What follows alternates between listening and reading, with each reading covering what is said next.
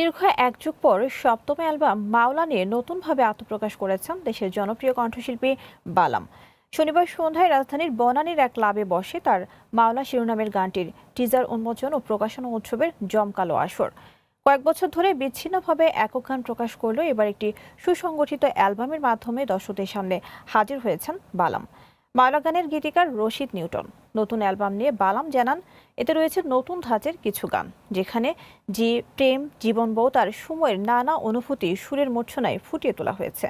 অনুষ্ঠানে উপস্থিত ছিলেন দেশের শীর্ষস্থানীয় সঙ্গীত শিল্পী, সুরকার এবং বালামের দীর্ঘদিনের সহকর্মীরা। সময়ের একটা গান, এই গানটা প্ল্যান করে করা হয়নি। গানটা এসছিলই মাথায় ওই ক্রাইসিস থেকে, হ্যাঁ, কোভিডের সময় যখন চারিদিকে অনেক মানুষজন মারা যাচ্ছে, তারপরে সব কিছু দেখছিলাম দেশে বিদেশে এবং বাংলাদেশেও আস্তে আস্তে বাড়তেছে।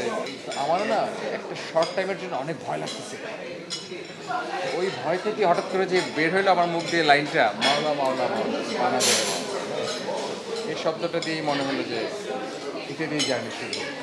বালাম ভাই এক মাঝরাতে আমাকে ফোন দিয়ে যখন এই গুনগুন একটা সুরের সাথে যখন এই কথাটা শোনালেন, নিউটন ভাই, মাওলা মাওলা মাওলা তুই পানা দে রে মাওলা, এই কথাটা নিয়ে একটা কিছু হতে পারে কিনা, মানে এমনভাবে কথাটা আমাকে হিট করলো যে এটা তো এই সময়ের আসলে আমাদের মানে সবার প্রাণের কথা, যে মাওলা এখন আমাদেরকে মাফ করো, আমাদেরকে পানা দাও।